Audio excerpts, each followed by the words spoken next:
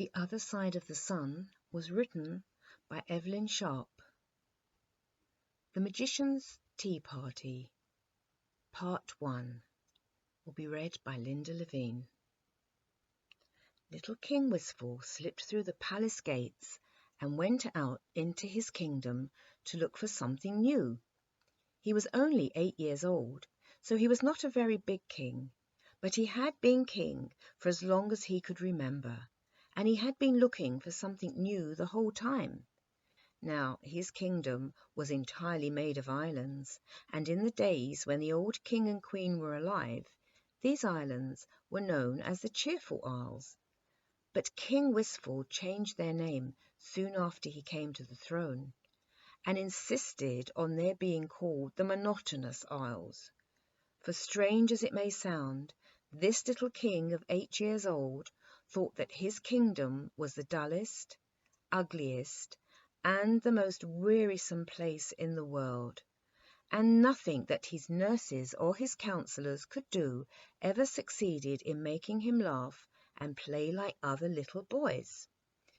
"Only look at the stupid things," muttered His Majesty impatiently, as he stood and surveyed his kingdom from the top of a small grassy hill. 5 round islands in a row, always 5 round islands in a row. If only some of them were square, it would be something. At the bottom of the hill was a wood, one of those pale green baby woods, where the trees are young and slender, and nothing grows very plentifully except the bracken and the heather. And as the king stood and felt sorry for himself at the top of the hill, out from the wood at the bottom of the hill came the sound of a little girl's voice, singing a quaint little song. And this was the song: "Sing song, don't be long, wistful, wistful, come and play. Sing song, it's very wrong to stay and stay away. The world is much too nice a place to make you pull so long a face. It's full of people being kind, and full of flowers for you to find. There's heaps of folks for you to tease, and all the naughtiness you please. To sulk is surely a waste of time, when all those trees are yours to climb. Ting-a-ring, make haste, king, I've something really nice to say. Ting-a-ring, a proper king, would not make me sing all day." King Wistful was thrilled and excited when he heard this. Was something really going to happen at last? He had hardly time to think, however, before the little singer came out of the woods and into the open. She wore a clean white pinafore, and on her head was a large white sunbonnet, and under the sunbonnet were 2 of the brightest brown eyes the king had ever seen.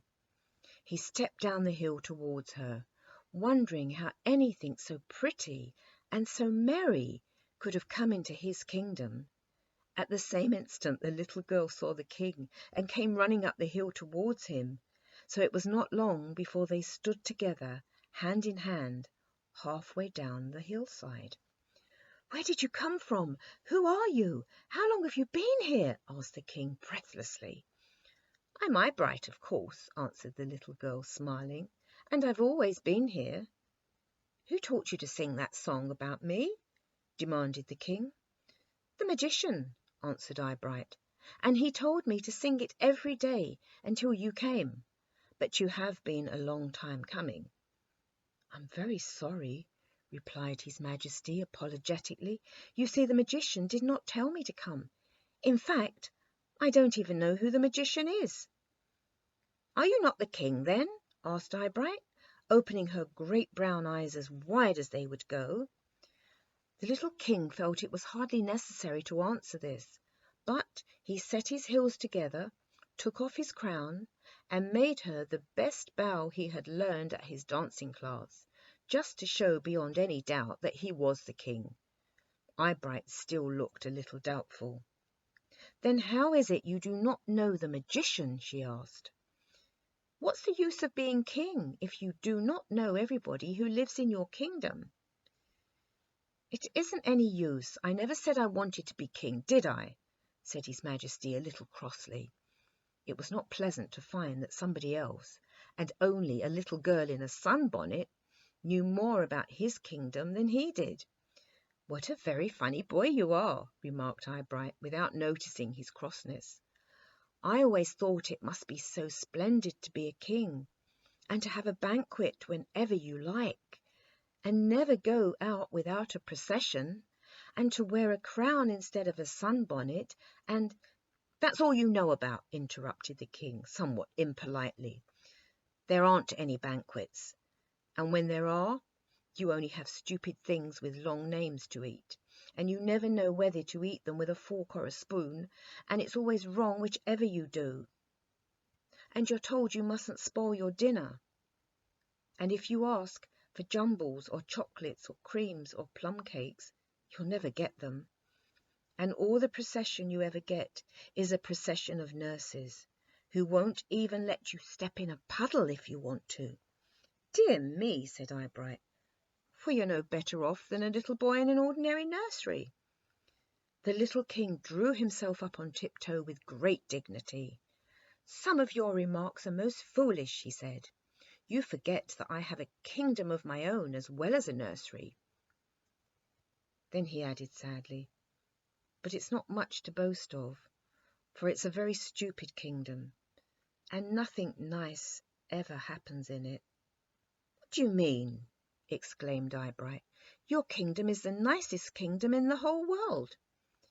King Wistful had managed to keep his temper so far, but this was more than he could bear. "Rubbish!" he cried, completely forgetting his royal manners. "You come up the hill with me, and I'll show you what a stupid kingdom it is." So they raced up to the top of the hill and looked down at the 5 round islands in a row. "There," said King Wistful, "did you ever see anything so dull?" The little girl shook her head. "I think it's all as pretty as it can be," she said. "Look how the sun glints on the cornfields, and see the great red and blue patches of flowers." "But they're always the same flowers," complained His Majesty. "They're supposed to be the same flowers, but you know they never are," answered Eyebright. "If you were to pick them—" "Kings never pick flowers," he replied haughtily. "Perhaps that's why you know so little about them," retorted Eyebright. His Majesty began to feel he was not getting the best of this. "Anyhow," he continued hastily, "you must agree that the sea never changes." "Oh," said Eyebright, "that is because you've not learned the sea properly. It has ever so many different faces, and ever so many different voices too." The king stared. "Are you a witch?" he asked wonderingly. "No," laughed Eyebright merrily. "If I were, I would make you see things right instead of wrong." Then she suddenly scampered down the hill again. "Come on, quick," she cried.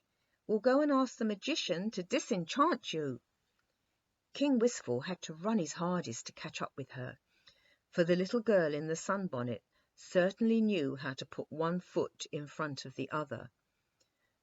But then a sunbonnet is not so apt to tumble off a person's head as a crown, and that makes all the difference in a running race. "Where does the magician live?" he panted when he finally caught up with her. "In the middle island," said Eyebright. And now it is time for all little children to go to sleep. Good night.